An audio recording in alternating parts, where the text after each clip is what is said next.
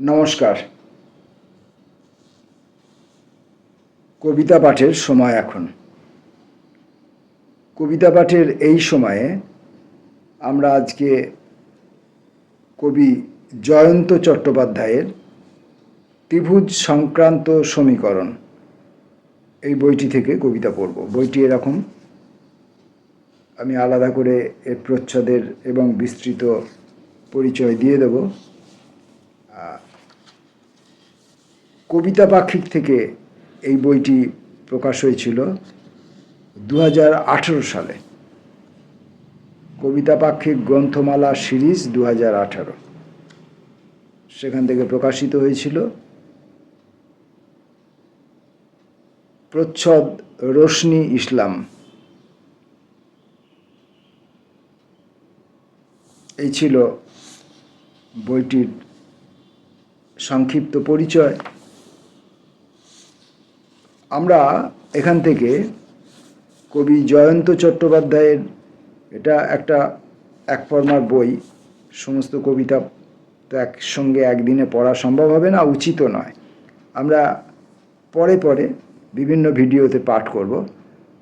আজকে আমরা প্রথমেই বইয়ের শুরুতেই ত্রিভুজ সংক্রান্ত এই নামের 1, 2, 3, 4, 5 সংখ্যার দ্বারা চিহ্নিত এই কবিতাগুলি পড়ব। 1, ত্রিভুজ বিষয়টাকে আমার বেশ গোলমেলে মনে হয়। ত্রিভুজের কথা আমি জানি দূরত্ব রেখে চলে অথবা মিলেমিশে থাকে। চতুর্ভুজ জানি স্বয়ং বিষ্ণু 4 হাতে জগৎ পালন করেন। অবশ্য পালন না বাঁদর নাচন সে বিষয়ে সন্দেহের অবকাশ আছে। পঞ্চভুজ জানি বেশ একটা অচল পয়সার ছাপ। ষড়ভুজও দেখেছি বেঁকা টেরা বাহু নিয়ে বেশ অদ্ভুত রূপ, কিন্তু তেমন ক্যাচাল নেই। আর ত্রিভুজের 3টি বাহু নিজেদের মিলিয়ে নেয়, কিন্তু কখনো দেখেছেন বাহুগুলো সরলভাবে মেলে তির্যকভাবে? তাই তাদের সম্পর্কটা প্রেমের না ঠোকাঠুকির তা বোঝা সহজ নয়।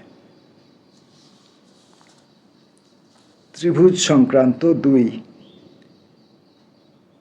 ত্রিভুজ বললেই একটা গোলমালের কথা মনে হয়।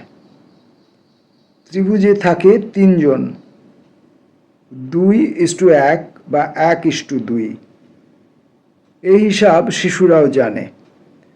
জন্মস্তক তারা দুটো বাহু নিয়ে বড়ই সমস্যায় পড়ে।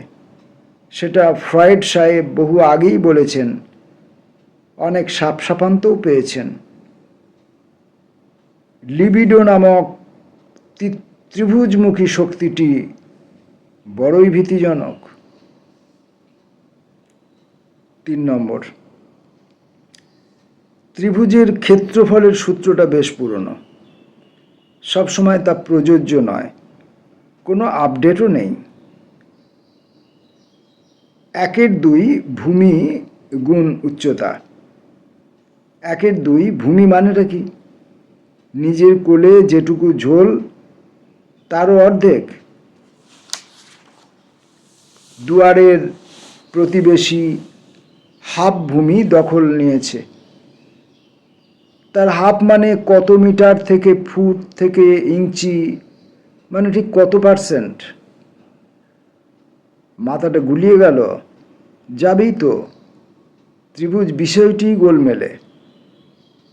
আর উচ্চতা, ধরুন কারো উচ্চতা 5 ফুট 6 ইঞ্চি, তার স্ত্রীর উচ্চতা 4 ফুট 8, অথচ তাতেই তিনি 10 ফুট লাফ দেন। তাহলে উচ্চতার গড় কিভাবে মাপবেন?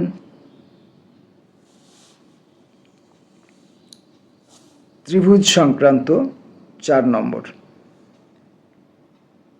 3 পা কুকুর দেখেছি, মানুষেরও তৃতীয় পদ হয়।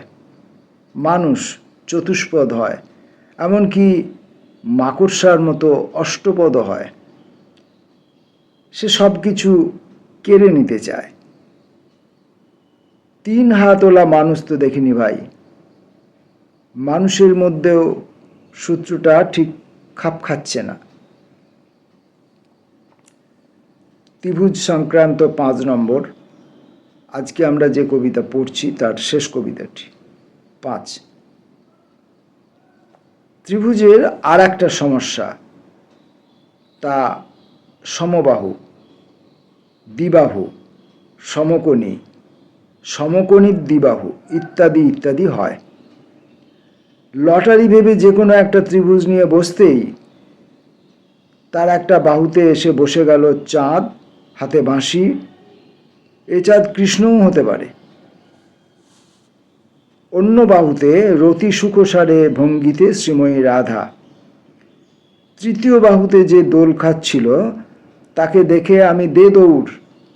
সেই ট্রাপিজিস্টের নাম কংস, নিরীহ আয়ান নয়। এ হেন উত্তেজক গোলমেলে জিনিস নিয়ে কাজ করা আমার অসাধ্য। তাই হে ত্রিভুজ দল, তোমাদের থেকে নিরাপদ দূরত্বেই থাকলাম। পড়লাম জয়ন্ত চট্টোপাধ্যায়ের ত্রিভুজ সংক্রান্ত সমীকরণ, এই বইটি থেকে ত্রিভুজ সংক্রান্ত এই শিরোনামের 5টি কবিতা।